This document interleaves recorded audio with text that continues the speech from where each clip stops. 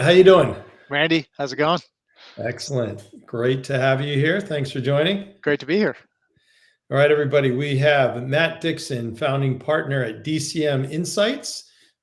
You're probably more familiar with Challenger Sales. He's a father of Challenger Sales, and he and Ted McKenna have an awesome book, not quite really new anymore, called the JOLT Effect: How High Performers Overcome Customer Indecision, and that is our title topic also for today.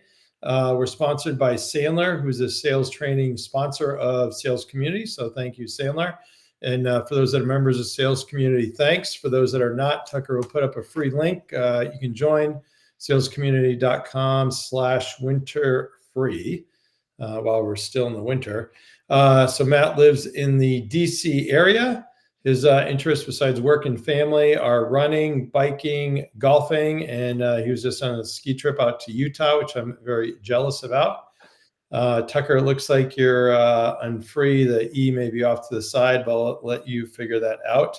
And Matt and I first met back at a Gong event. I think it might have been around Dreamforce in San Yeah, Fran, but definitely, obviously lots of great knowledge and wisdom, and certainly great guy, great person, and Jolt Effect. I think lots of just really cool ideas there. So basically, I was pretty impressed and said, hey, we got to get you on Tech Sales Insights. So a couple of other intro comments. So from Amit Bendoff, who's a CEO at Gong, Matt Dixon set the standard with his Challenger sales work and now has taken the bar even higher with Jolt Effect. We frequently use him for events and is always graded as one of our best speakers. From Michael Norton and David Mattson at Sandler. Matt has always been a guy who understands sales and salespeople. Seems like he is always a step ahead as we all think about the future of sales and selling. So interesting perspective there, something that you might think is kind of just traditional, but thinking about what is that new edge stuff, and you're always on the leading edge of that. So congratulations for that. that's very kind of them to say. Awesome. All right, so let's jump into the questions here. And for those watching along or listening, you can see us or hear us. We can't see you, but if you want to post any comments or post any questions, please do. And as always, we have Tucker behind the scenes who will pull those for us. So Tucker, thanks for your help. So you went to Mount St. Mary's University, summa cum laude, 1994. What was your first Make me job? feel old. Not as old as me. I got It's 9 all years. relative. Yeah, you still got some hair. What was your first job out of college? Not for long, Randy. Um, yeah. So first, you know what? My first job out of college is I went to grad school because I didn't want to get a job. So I, it's interesting because I at the time, 94. I worked on a senior thesis. I was really into the topic. It was political economy. I was writing about emerging markets in Latin America and Southeast Asia, and got really interested in that topic. And then started exploring graduate programs. And I had no idea that if you get accepted into a doctoral program, they usually pay your tuition and then they give you a stipend to go to school effectively. So I was like, this is great. So I did have a job. I was working for a professor as a research assistant for a number of years, and that was great. I mean, I had a great time. I was early in life. Wasn't married, didn't have kids yet. Put off my engagement a number of years, much to my wife's chagrin. But we made it through. And then after 9 years in academia, from college through to grad school, I decided to go into the private sector. But yeah, it was a fun experience. Oh, awesome. And then maybe go through your career from there. Yeah, so I was so again I got a PhD in political economy. I went to University of Pittsburgh. I was in the School of Public and International Affairs there, so that was like a 5-year thing, start to finish.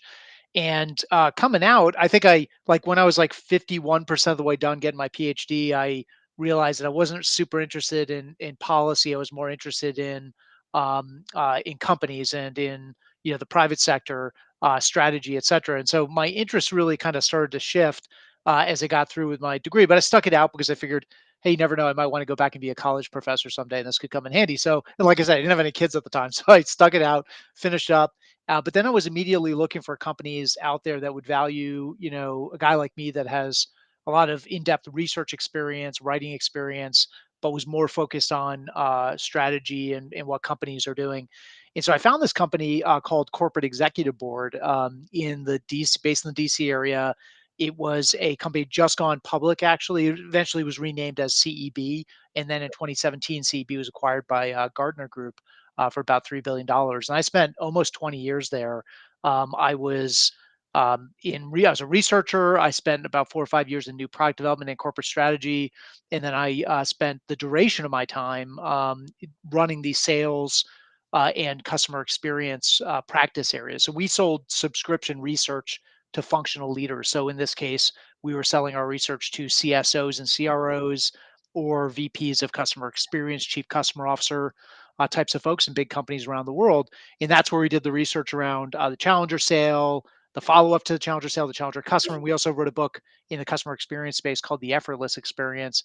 So that was a fantastic run. I left around 2017, spent a year at Korn Ferry doing management consulting, then got recruited away to run research and product at an AI company before AI became really cool, out of Austin, Texas. And then in 2021, or sorry, late 2021, early 2022, went into business with my co-founders, two former CEB guys, Rory Channer and Ted McKenna, to form DCM Insights, and we've been doing it ever since. And it's been an absolute blast. So late to the entrepreneurial thing, but I did read somewhere that folks in their 50s make great entrepreneurs because they've learned all the mistakes not to make early in their career. So Cool. I'm, I'm hoping that's true. Perfect. All right. Well, I assume DCM is the initials. That's right, Dixon, Yeah. Channer, McKenna. Yep. Perfect. So maybe tell us more about DCM Insights. Yeah, so we do. Our company really is focused on research-based consulting, advisory, training for commercial organizations, and we split our time, or I should say, our company is really split. On the one hand, we focus on B2B sales organizations, so we do a lot of speaking and consulting and training around the JOLT effect, which we'll talk about, I'm sure, in a few minutes. And then we've got another side of our business which focuses more on doer sellers. So what I mean by that is partners in professional services firms. So that could be lawyers in law firms, accountants, investment bankers, consultants, executive search or executive recruiters, even partners or folks running tech. Professional services sales within a tech organization. So people are really selling advice more than they're selling a product, where, if you will, they are the product. And it's a very different go to market motion. So we've got a business we call the activator development system based on some new research we've done where we sell it into the professional services space. Wow, very, very cool. And you're in the selling space for a long time, most of your Yeah. career. So what's your go-to-market approach with DCM Insights? Yeah, it's funny. I One of the things, and folks who are familiar with Challenger will know that the premise or the core of the Challenger approach is, how do we put kind of provocative, engaging content out there in the market that leads to us as a supplier, right? How do we change the way the market thinks and their clients think in a way that they have to come to us? As somebody said to me not too long ago, what you're really trying to do when you're a challenger seller is you're trying to start a fire and then be the only person who sells the fire extinguisher that can put that fire out. Um, that's really what we do. So if I think about our go-to-market approach, we don't do, I would dare say, any outbound sales actually as an organization. All of our sales efforts are off of inbound leads, which we generate by putting out research like the Jolt effect or our research around activators. We have a new book coming out next year that's really focused on that professional services sale, that doer seller model. And so our stock and trade is going out there and doing disruptive, we think, cutting edge research, database content, and putting it out there in like HBR and books, on podcasts like this one. And people hear it, they read it, and they say, "Hey, we've got this problem. I need to talk to these guys." And so again, if I look at our pipeline, it's I'd say like 99% inbound. And so when we get somebody who reaches out to us, they're already thinking in the idea, the problem's already catch their attention, the solution we're talking about has already resonated with them. So they show up at our doorstep ready to engage in a commercial conversation, which we find really accelerates things and creates a different go-to-market motion. Oh, great. So before I get into Jolt effect, maybe back on Chandler Challenger sales. Sorry Yeah, about yeah. so with Challenger, there's always a good story kind of behind the story. We had John McMahon from Medic, and great to hear Yeah. out of PTC and kind of how all that came about. Kind of what's the story behind the story with Challenger? So, we were, I've Challenger, the research started in late '08, kind of early '09. And so anybody who's been around for a while remembers that time in the sales. It was a terrible time. I think Yeah, probably second only the pandemic in yeah. terms of like Financial oh crisis. yeah, like the bottom just came out of the market. It's a bloodbath out there, right? Everyone's missing their number by miles. And we were about to write a study on a totally different topic. I don't even remember what it was. It was or an org structure study or something like that. We get into the fall of 2008 when like Lehman Brothers collapses and the whole global financial crisis sort of Ringing kicks bells up. now, yeah. Yeah, and it was just an absolute mess out there. We went back to our clients because we built our topical agenda off of what our clients were looking for. So we had 500, 600 heads of sales we worked with around the world, and when the world started to fall apart, we went back to him and said, "Hey, we were going to study this. This is what you told us 6 months ago. We're now kind of feeling like that is not as relevant, or nobody needs an org structure study right now." And the question our clients came back to us with was an interesting one. It wasn't help us sell more effectively in this downturn, but it was help us resolve the answer to kind of a mysterious question we've got. All these heads of sales said, "Look, we are getting killed out there right now." But what's really interesting is on my team, there are a couple of sellers, maybe a small handful, who are continuing to not just hit their number, but exceed their number. These folks are bringing in deals we would be thrilled to get in the best of times, but they're doing it right in the teeth of this really awful sales environment. What are these folks doing differently? And so it was kind of this research, is this research study really built off of like, what are these lead steers, these high performers doing to sell effectively in a downturn? That's what gave birth to the five profiles, the Challenger sale. I think when we sit back and we think about that research, though, it actually really wasn't a story about selling effectively in a downturn. I think what those great salespeople, those challengers, had figured out is, how do I sell to customers who are out there learning on their own, who want to box you out, who want to put you in an RFP process, who want to force you to compete on price, who've made up their mind about who you are and what you can do for them. And it just really does, it forces you into this price driven sale that salespeople don't want to be in. And these salespeople seem to be avoiding that. So what were they doing differently? So it was kind of a story about selling to the modern buyer. The buyers out there doing all their research on their own and engaging you very, very late in the buying process. Wow, fantastic! And Challenger still lives on to this day. And you've I guess kind of move on, or going skating to where the puck is going. Yeah. So Jolt effect. So I guess maybe a similar story or similar question there. Kind of what's the Yeah. story behind the story for how you thought of doing that with That's Ted? got yeah, that one's got I think even a more interesting story. So all these things start in like the worst environment. So if global financial crisis. So think remember March Oh, 2020? Like how could we forget? That was we're all watching Tiger King and baking sourdough bread and like going to work in our pajamas and things like that. So this is right in the spring of 2020 when the pandemic hit and the world went into shutdown. And it was in that environment that, so I was working with my co-author Ted McKenna at a company, this AI company I mentioned earlier, is a company called Tether. They're in the conversation intelligence business. So they be like Gong. They take unstructured data, call recordings, email exchanges, chat interactions, and use AI and machine learning to bring structure and meaning to that data set, so that companies can and salespeople can learn how to improve. And so we had this really powerful technology, and Ted and I looked at each other on Zoom, of course, in March of 2020. It said, what would be kind of interesting? What if, because we just entered a moment where sales went 100% virtual overnight. Like Randy, you and I remember, but leading into the pandemic, there were more and more portions or moments in the sales process were happening virtually, right? On Zoom, on Teams, on other platforms like that. But in March of 2020, it was 100% virtual, right? No more visits in the client's office. We didn't know how long that was going to last, but what we did know was this may be the only time in history where you can capture all that data, start to end, in a sales process from the first meeting to the closing meeting. You can capture all those interactions and then use this technology that we had access to study them at scale. Now we got it when we got into the data. We found some pretty interesting things. The big eye opener was that we found, and this is where we opened the Jolt effect. We found that anywhere between 40 and 60% of a salesperson's qualified opportunities will ultimately be lost to no decision. So these are the bane of the salesperson's existence, right? You think about the time and the energy that you spend pursuing deals that just kind of go out into the ether. They just evaporate on you. You get ghosted, the customer goes radio silent on you.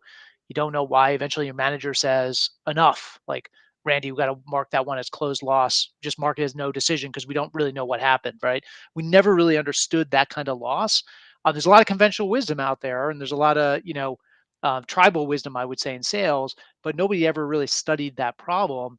What was really interesting is we found that high performers, no surprise, they converted dramatically higher levels than average performers. But the surprise was this: the biggest difference, the biggest explanatory variable we found. We looked at 8,300 variables in this data set. We collected 2.5 million sales calls from dozens of companies. And the biggest swing factor, the most important thing that explained why high performers did so much better than average performers is how those high performers dealt with what I'd call the cold feet moment in the sale. Like the moment that happens after the customer says they want to do business with you, but before they actually sign the agreement, where they start, hemming and hawing, and they're dredging up objections that you thought you'd addressed long ago, and they start straddling the fence. And I don't really know. I mean, we need to do another demo, maybe another reference call, maybe I don't know if the time is right.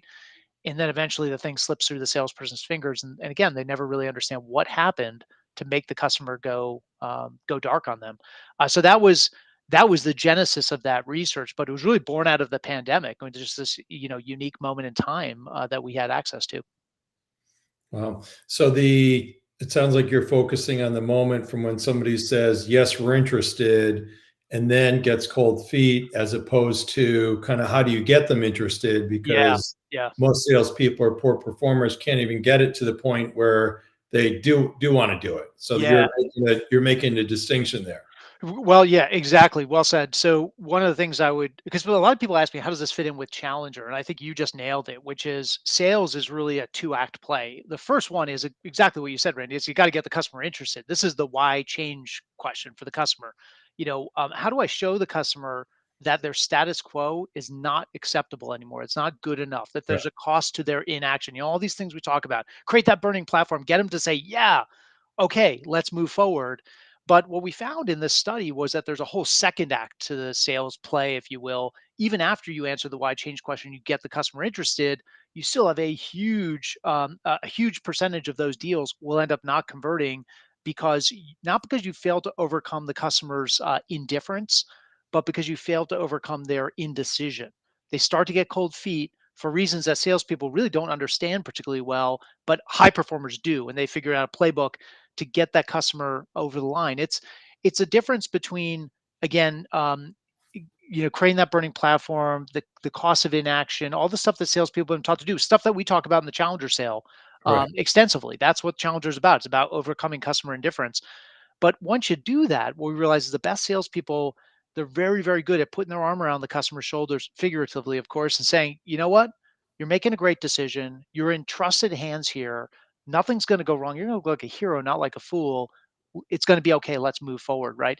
And so they developed an entire playbook for getting that customer who, left to their own devices, will go dark, will go radio silent, instilling that confidence and getting that customer to feel good about the decision that they're about to make. Gotcha. And would you say that indecision is kind of, if you take whatever population of sales overall, is that kind of weakness, or I guess, dealing with indecision, is that better or worse now than what it was during COVID or before COVID? Yeah, I think it's worse. Just tactically. So I remember Randy, when we were out at Dreamforce, and we met each other. I think it was back in 2022 because the book had just come out, right? And I remember being at Dreamforce and talking to heads of sales and people who knew Challenger really well. Oh, tell me about the new book, and I give them a little elevator pitch on it. And a lot of people were saying at the time, like, we don't really have that problem. We don't lose any deals to no decision. Some of those same exact people I talked to 6 months later who were like, can you tell me more about this research? Because this problem snuck up on us, and we got into the data and we realized, like, we're not losing 40 to 60% of our deals in a decision. It's more like 70, 80, 90% of our deals. And I think that's just gotten worse in this really tough sales environment that we've been, muddling through for the past, year and a half now. There are things going on when we look at what causes customers to be indecisive. There's lots of things that give customers cold feet, but there are three biggies. The first one is that customers get overwhelmed by too many options. So they look at all these integrations, they look at all these different ways to configure the solution, different contract lengths, different, do I go use case specific? Do I go enterprise wide? Like, You're it, talking once I've decided I'm going to yeah, go with whatever company. So once I decide I've gone with the company, the company kind of overcomplicates it. exactly, exactly. And salespeople are usually guilty of this, right? Like, here's more and more and Because you're more. taught, hey, you have different options. So Oh it's yeah, not a yeah. yes or no on this thing. It's, hey, which one of these things do you want? That's That's right. everybody's. So I know I want to work with your company. I just don't know how to work with your company. And by the way, when you show me a gazillion options and they all look awesome, you know what the safest course of action is? Don't choose any of them, right? Because you don't want to be on the hook for Yeah. choosing the wrong contract length, the wrong configuration, the wrong use case to go after, the wrong deployment of the solution. So that's the first thing. The second thing is too much information. So it's not choice overload, information overload. So if you think about any of the companies listening to the show right now, anybody out there, think about how much has been written about your company, the technology that you sell, and all of your competitors. You're thinking like you could fill like a football stadium Customer with, could know more than the sales rep knows. right, yeah. I mean, and this, and by the way, right when the customer feels like they've learned enough, then something new comes. I'll give you a quick example. So I was talking to head of sales, big tech company, just last week, and he told me that they closed. They were chasing a deal for, it was like almost a year, huge deal for them, game changing for them, biggest deal they've ever sold. Finally, get the customer over the line. They were up against the biggest players in their market. They were the underdog. They end up winning the deal. It was like tens of millions of dollars. um, a couple weeks after the deal was inked, the new Gartner Magic Quadrant, they did a refresh of the Magic Quadrant, which actually showed this company as kind of middle of the pack. As soon as that happened, that came out, the buyer, the person who signed off on this on the customer side, started getting bombarded by everyone else in the organization. It's like, hey, did you see that the guys we just wrote a big check for and we signed this big multi-year contract with, they're kind of, Gartner thinks they're kind of like, do we look at these guys? Well, how about those guys? Why didn't we go with the leader? And this guy was like, everybody had an opinion. Everyone's coming out of the woodwork questioning his decision and what the buying committee had decided on, and they ended up restarting even though they'd signed with this company, they restarted the evaluation. Now we got it because everyone is looking at us. We got to go talk to everyone else, and they're looking for ways out of the contract now, right? But this is this feeling the customer has that I might do all this research, but I cannot afford for some new piece of information to come to light after I make the decision. Maybe that information makes that decision look like not such a great one after all. So that's information overload. And then the third source of indecision we identified in the research is expectations overload. So this is where what's really interesting about this one, it's what it comes down to is the customer they don't have confidence that they're going to see the ROI you're promising or the benefits you're promising. Now, what's so interesting about this one, Randy, is that 2.5 million sales calls. When this one came up, 99% of the time, it was not that the customer didn't believe the vendor's claims. Instead, it was, hey, Randy, I, be- I believe what you're saying. I believe that you guys can deliver these benefits and help me with this ROI. But Randy, you don't understand how screwed up we are, how dysfunctional our company is. Like, there's no way we could ever accomplish that. We will mess this stuff up every day of the week and twice on Sunday. So they blame themselves. But really, what this comes down to is the customer, like they need an insurance policy, they need a safety net, they need that vendor to put their arm around the shoulder and say, "We got your back. We've done this before. You're going to look like a hero, not like a fool." And you think about those big decisions, like in today's environment, those are like career-ending decisions. These are things that people are just looking to let people go who make bad decisions and don't make good use of the company's money. Putting your name on a contract and signing up for a big technology expenditure that doesn't actually pay off, that's a bad look right now. So those are the things that generally drive indecision. Now, if you think about those things for a moment, back to your question, is it getting worse or better? Well, I think for most technology companies, we're offering more and more options, partner integrations, partner ecosystems, new products coming off the roadmap, new bells, whistles, and features, right? Think about information. The amount of information available to your customers today is way more than it was yesterday, and it's going to be way more than it is to tomorrow than it is today. In expectations overload, every tech company out there is promising transformation, and that sounds awesome. but it's a double-edged sword because it's really hard to accomplish, and it increases the believability gap for your customer. So in some ways, we're kind of doing this to ourselves, but we are amplifying the customer's indecision. Then when you put on top of it stuff like the downturn, I don't even know if we're in a downturn, but if we are in some segments, we certainly are. But you put on top of it the fact that we've gone through this SaaS reckoning over the past few years, and there are a lot of people who, wasn't a good look when the CFO got in, found out that only 5% or 10% of the seat licenses are actually being used, and they've had to renegotiate all these contracts. Like, nobody wants to sign up for shelfware again. And so you've got this kind of overhang that's making even normally decisive people behave very indecisively right now. Hmm. And then with this whole kind of indecision, or talking about these different overloads, does that mean that if there's a time back, 20, 30 years ago, the old thing was, hey, you don't get fired for buying from IBM, right? So you had big companies were safer choice. In the last kind of 15, 20 years, you had kind of smaller companies kind of became, totally fine to go buy from. But then now in this day and age, is it, based on what you just said, does that make it harder for an earlier stage company to break in and easier for a larger company to be that safer choice? Great. It's a great question. So, on the one hand, yes, I think that for that smaller company, that startup or scale up, it's harder, right? Because you don't have the track record, you don't have the customer references, you don't have the airtight ROI where you can virtually guarantee the customer that they're going to get X when they buy the solution. So that makes it really tough, especially right now where budgets are tight. There's a lot of scrutiny even on small purchases in the current buying environment.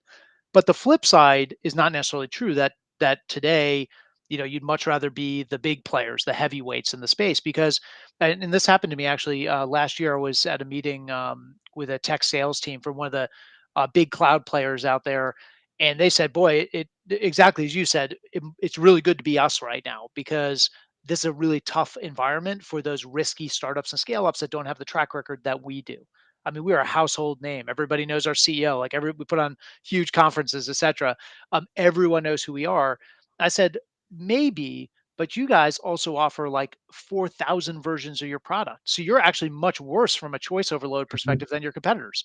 Information, there's orders of magnitude more. Everybody's got an opinion about you guys, good and bad, which increases the information overload. And then you guys charge a lot more for your stuff than everyone else. These point solutions that don't charge as much, right? So you guys are putting huge price tags in front of people that makes them pretty antsy that they might not capture the benefits when making such a huge outlay for your solution. So it doesn't necessarily follow that being the 800-pound gorilla is a better place to be because, again, the 800-pound gorillas make a lot of those overload problems worse for the customer.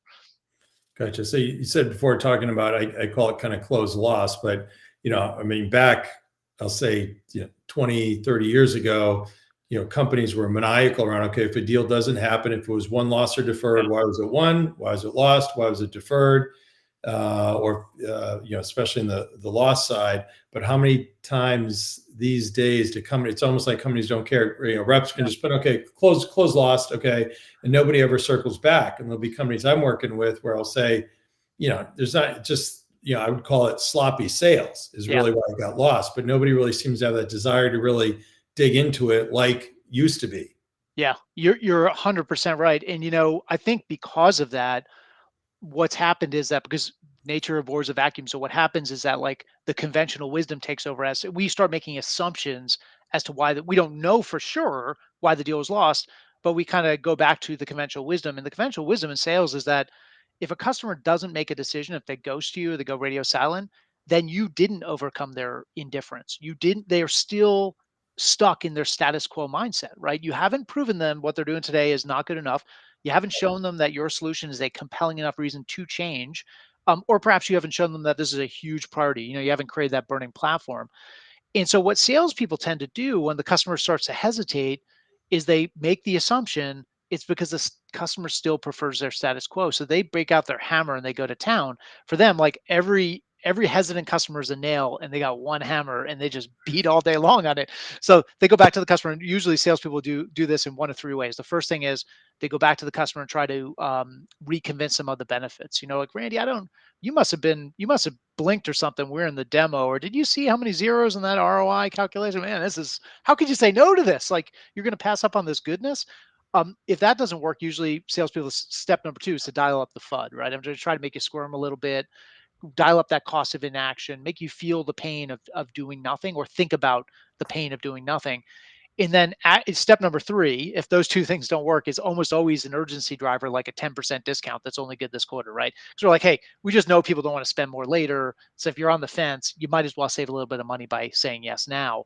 And what we found is when salespeople do that stuff, especially if we're talking about a customer who said, yeah, I'm convinced I want to move forward, but then they start to become hesitant and indecisive. Doing those things actually makes things worse, not better. You increase the odds the deal will be lost to no decision. And the reason is that it turns out it's not because the customer is wedded to their status quo. It's because they're suffering from indecision. In other words, they want to buy from you, but they can't.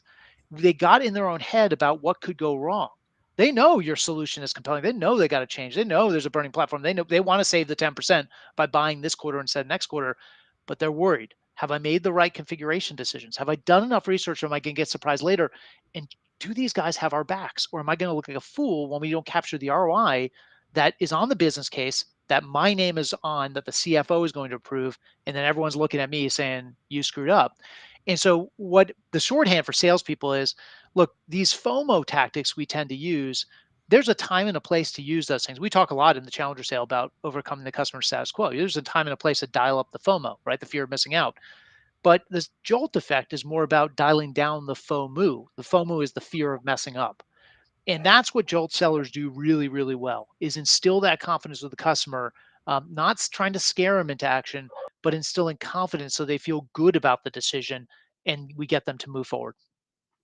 Gotcha. Yeah, I mean, I don't think I've ever heard recently, a closed loss. It's always the customer's fault. It's never, Oh yeah. hey, I could have done this better. I screwed up, or could have done this or that better. So Yeah. this gave me a great idea. I do a weekly post, which is I might be old school, but so this will be one we'll do going forward. So around this kind of indecision problem or opportunity, you could spin Yep. it the other way, say it's opportunity. Any other suggestions for sales teams? Yeah, so the JOLT is actually, for those folks who've read the book, is actually an acronym. So it stands for the four behaviors that we identified that high performers use to get customers to overcome their indecision, get them, out of that cold feet moment, straddling the fence, not move forward, and instill that confidence. So the four behaviors really quickly are: J is judging the level of indecision. You got to know what you're dealing with, right? You got to know, how indecisive is this person?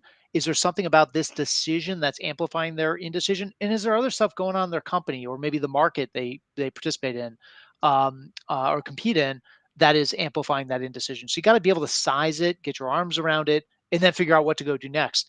Let's imagine the problem is, you're putting too many choices in front of the customer. And they don't really know they don't know what's nice to have, what's neat to have, and they're gonna ghost you because they don't want to make a mistake and choose the wrong thing. Well, the O in Jolt is offering a recommendation. So instead of just making it the customer's problem and saying, well, Randy, let's talk about what your needs are. Let's talk about what brought you to the trade show booth.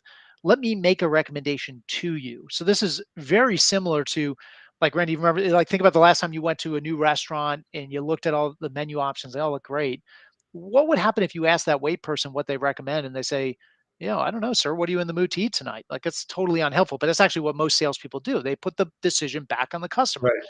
What a Yeah. great way person says is, if you want my honest opinion, this is my favorite dish. It's the one that all the Yelp reviews, you look up a restaurant, all mention this dish by name. It's hands down our most popular here. But here's another one. Doesn't get as many Yelp reviews. Personal favorite of mine. It's a little bit lighter, if you're not, because the first one's a lot of food.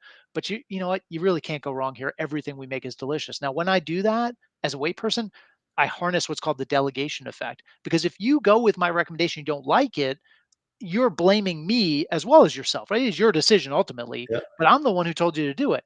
So great B2B salespeople also offer that recommendation. Hey, look, given where you guys are right now, here's what I would do, right? I would go in this direction because companies like yours get a ton of value out of that configuration. The other stuff, we can look at that next year or the year after when you're ready for it, but let's focus in here. The L, let's imagine it's information overload we're struggling with. We got to get the customer to stop doing their own research and start trusting us as an expert, as a guide in the journey, that they don't need to do all this research because we already have done it. We they don't have to leave no stone unturned because we already turned over all the stones, and we're going to share all that information with them. L is limiting the exploration. We've got to get the customer to stop doing endless research, endless demos, endless reference calls, endless reading of Magic Quadrant, Forrester Wave reports, you name it. We just got to get them to trust us. This is a really tough one for salespeople. The best salespeople in the world in our study, the way they instill confidence with the customer and get the customer to stop trying to be an expert and start trusting the salesperson as the expert, is they actually are brutally honest with the customer very, very early on. They'll say something like, Randy, we'd love to work with you. Trust me, I would love to list you amongst our customers, but based on what you guys are looking for, I don't actually know that we're the best service provider for you. In fact, I think our competitors might be a better fit for you. Or, Randy, I know you're talking about rolling this out enterprise wide, but I think we might want to start smaller. I'd love to sell you the $1 million deal right now, but I think if we start smaller, it gives us a chance to learn how to work together, experience any failure in a small contained way, and then expand from there once we know where the landmines and pitfalls are, right? So it's that, or even telling the customer that certain features in the platform really aren't ready for prime time, and you wouldn't build the business case around that.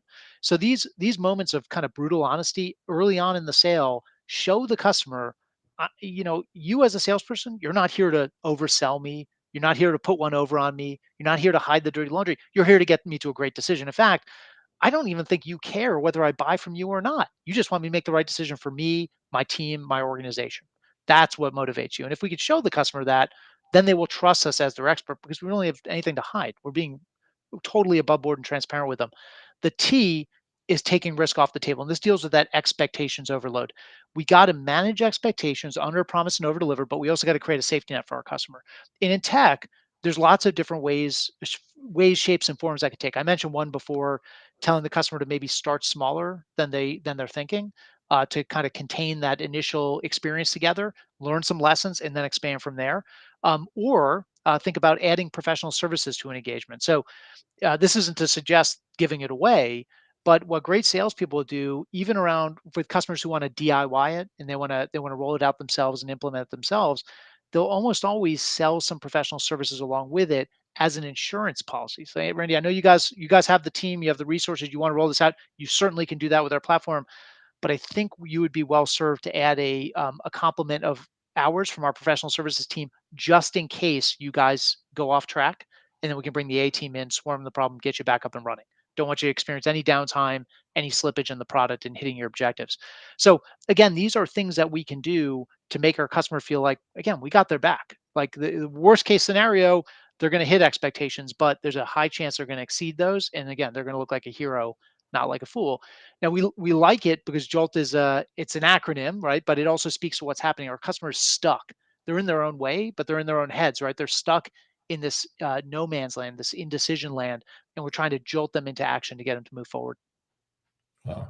And just trying to think around kind of with a lot of this, the notion of kind of pilots or evaluation comes into play, right? So, Pilots for sure. how Yeah. many times do sales teams do an awful job of setting the criteria and expectation? If it is A, B, and C, okay, then you buy it or you recommend to buy it. And here's what that decision-making process is, above and the usual things that go with that. Yeah. But how many times does that just, totally get missed? They're done in the pilot. Okay, now what happens? Yeah. Done well, it can totally work and can serve a lot of these objectives we're talking about, especially that de-risking piece, taking risk off the table.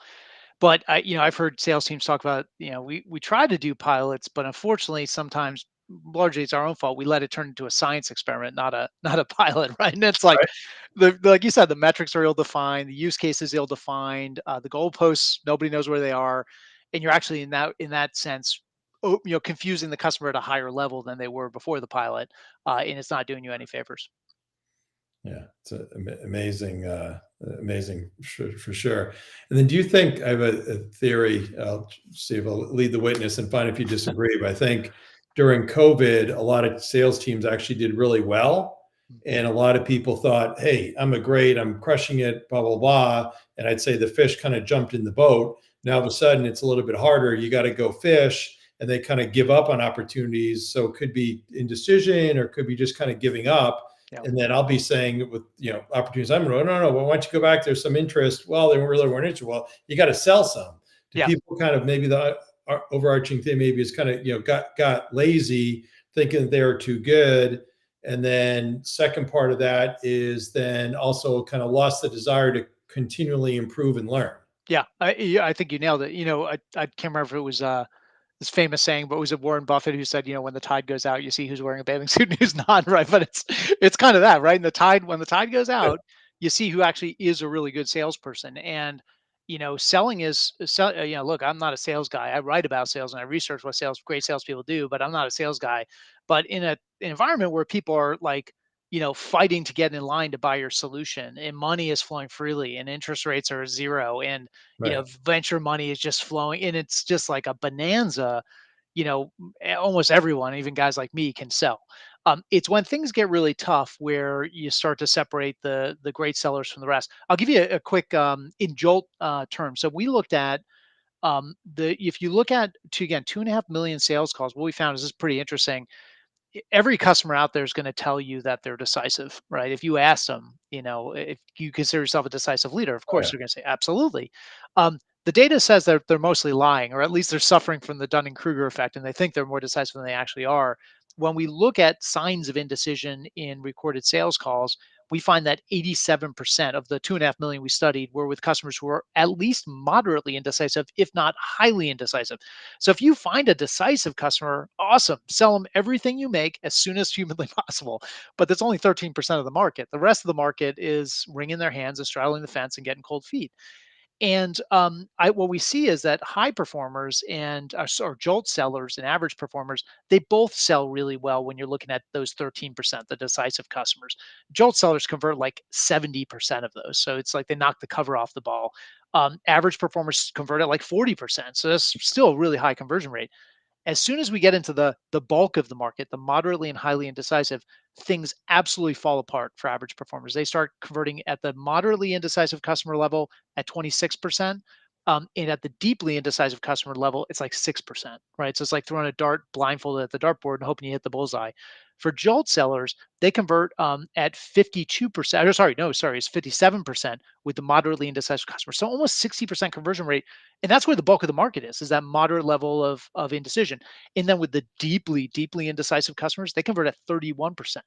So they actually convert more of those deeply indecisive customers than average performers convert with moderately indecisive customers. So it's the tide has gone out, and it's revealed that these folks are doing something fundamentally different from the average seller. Now, just like Challenger, we didn't invent this. We didn't never invented Challenger selling. We didn't invent Jolt selling. We just found that that's what high performers had figured out on Mhm. their own. It's this lead steer effect, right? They see the market changing. They see that what they're being taught is not exactly equipping them for success, and they innovate their way to victory. And so we have the benefit of studying that and then giving language to it and some data behind it and making it something that everyone else can learn from. Wow, amazing. So you're familiar with Myers-Briggs and the Yeah. personality profile, right?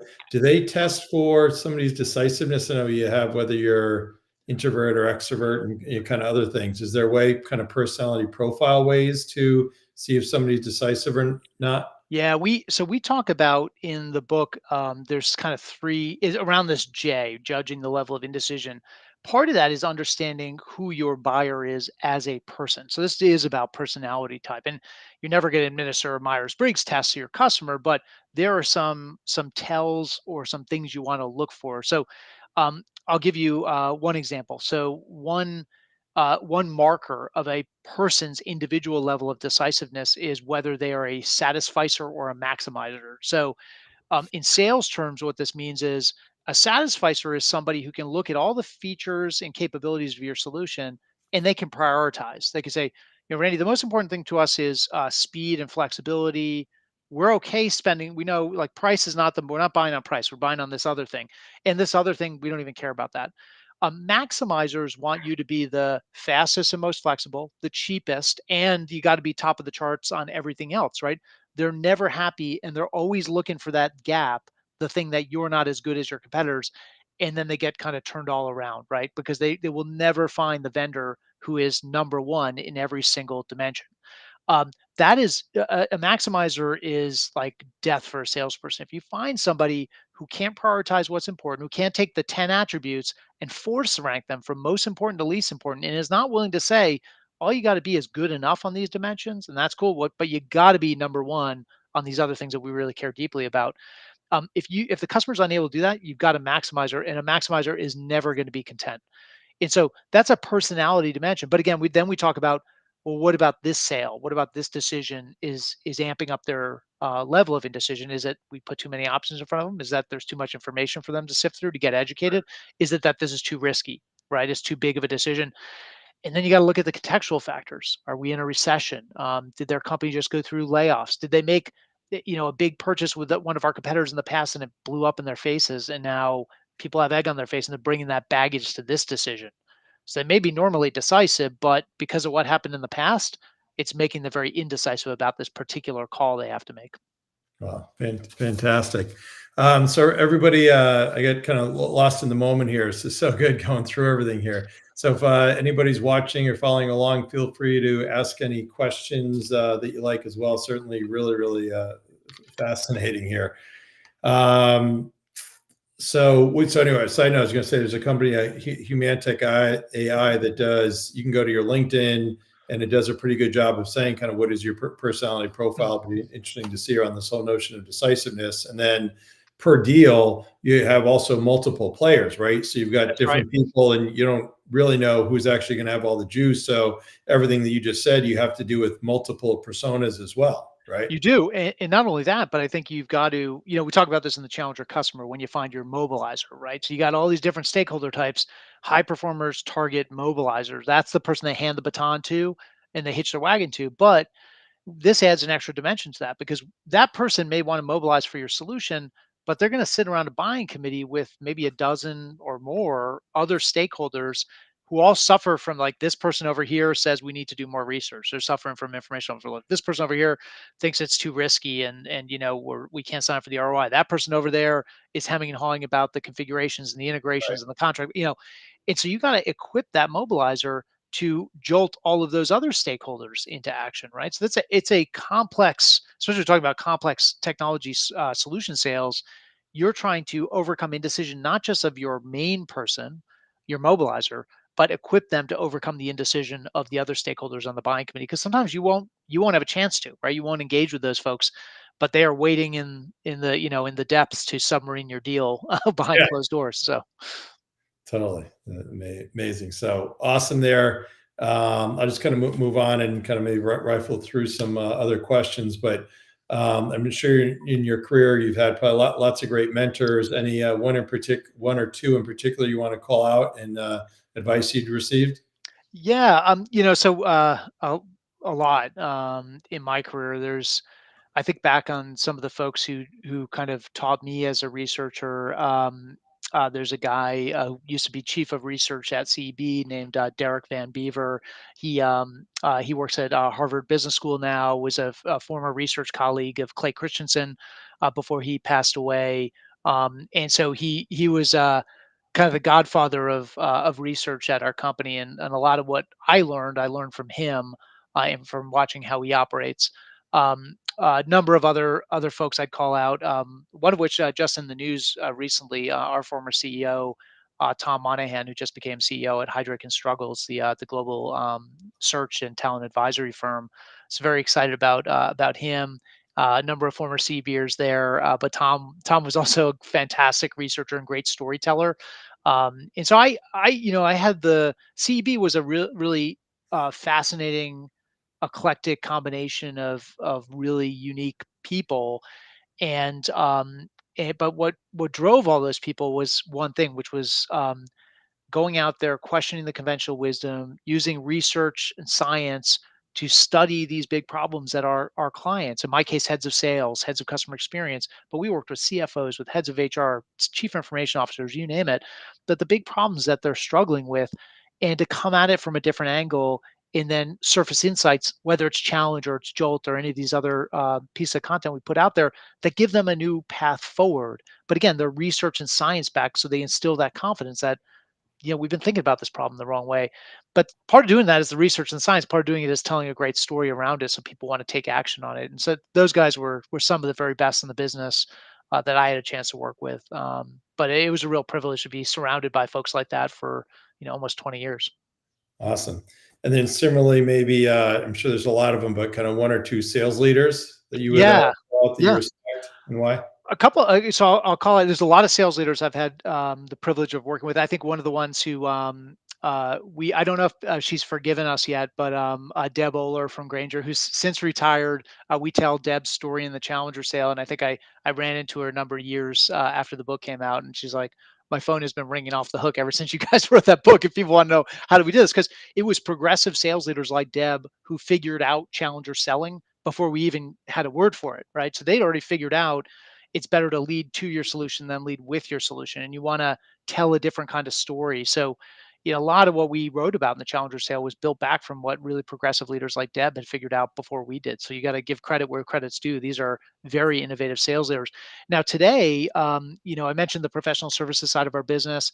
We're working with some fantastic leaders out in the professional services world, and that is a different beast. It's very different from selling a product as a B2B salesperson.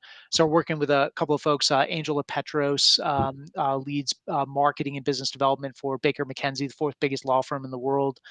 New enroll there and working in an organization. I think they have 5,000 lawyers globally across every market you can imagine, selling a very unique product in a very unique go-to-market motion. And remember, these folks in this world, they are both selling the work and then doing the work, right? It's you and I both know it's hard to get good at sales when it's your full-time job. Think about doing that across thousands and thousands of lawyers or partners in a global law firm Yeah. where they don't get as many at bats, right? How do you Right. help how do you help them get better?